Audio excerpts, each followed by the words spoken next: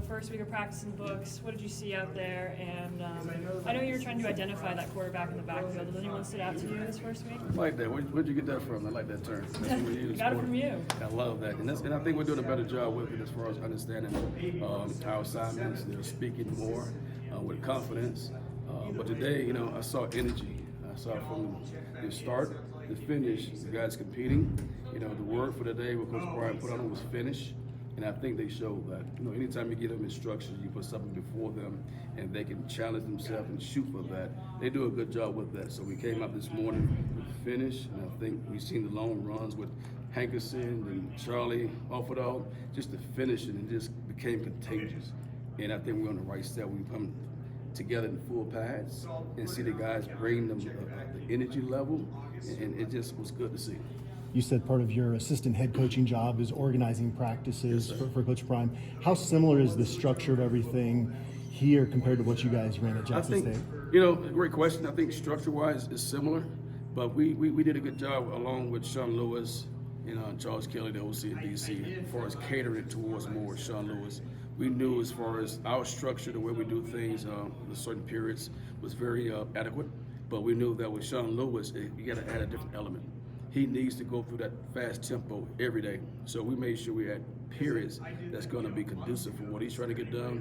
And then the same thing with Coach Kelly, on defense, he comes from that Nick Saban tree. So there's a lot of terminology, a lot of communication that goes on. So we had to have certain periods where they're able to slow it down, teach the game, and then speed it up. So now, even though Sean Lewis is getting everything he needs, but Coach Kelly is also preparing for that TCU game, that fast tempo, and being able to get his guys to communicate at a fast pace. So to answer your question, the structure is the same, but we was able to add different elements to get what we need for offense and defense. Coach, have you been in or ever coached an offense that's as fast and as complicated as Sean Lewis's can be?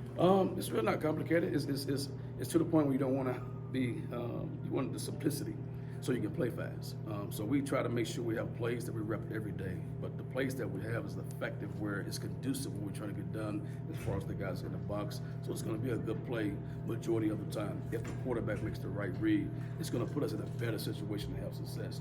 And I had an opportunity to work with Lane Kiffin and Kendall Browns.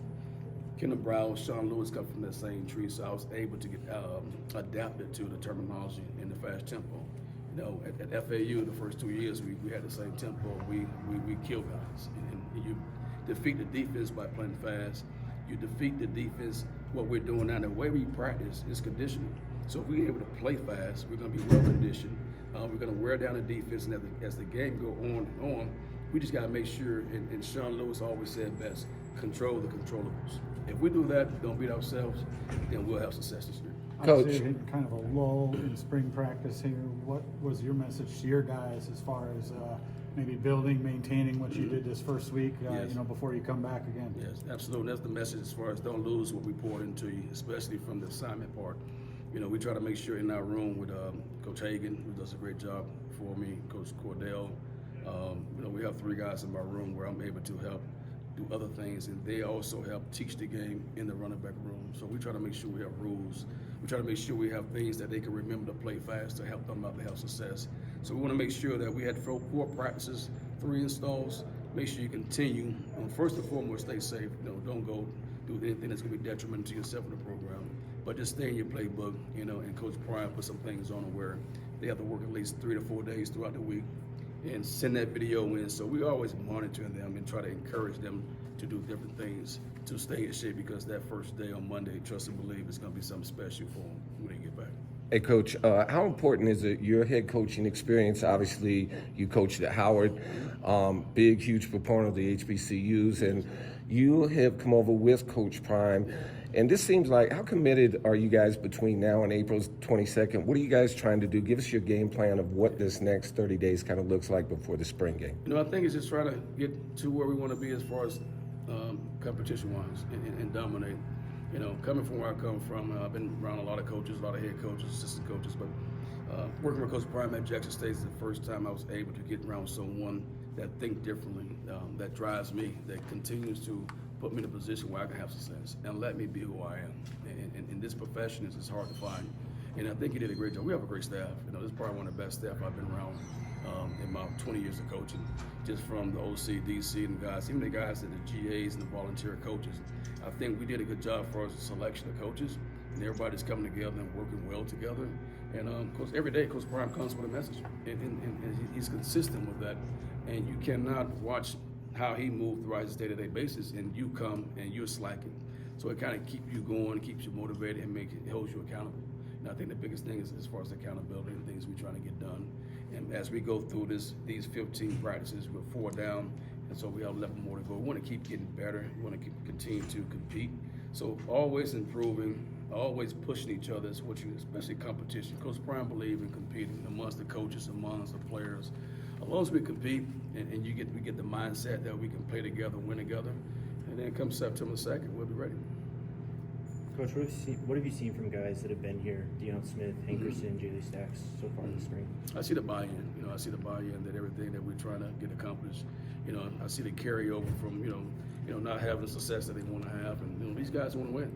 You know, we as a coach, we got to show them how to win. We got to make sure that we set the example, that we get along together as coaches, and that we come with our best every day. In our meetings, make sure the meetings are prepared when they come in, and just teach from that standpoint.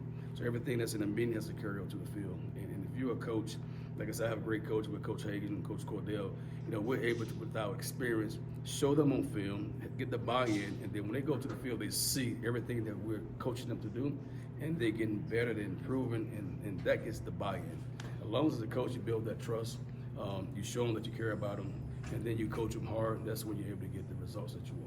Kind of along those lines with the returning guys, you know, a few weeks back, Sean Lewis was telling us about how he wasn't really watching any film of the returning one, kind of a blank slate. Have you watched those guys, or have you kind of also taken that blank slate? I watch a little to see what type guy they are, but I didn't watch much. I didn't judge them based on their past experience. You know, I just don't think that their results in the past is going to be indicative of their future earnings. So I want to make sure I give them a fair evaluation.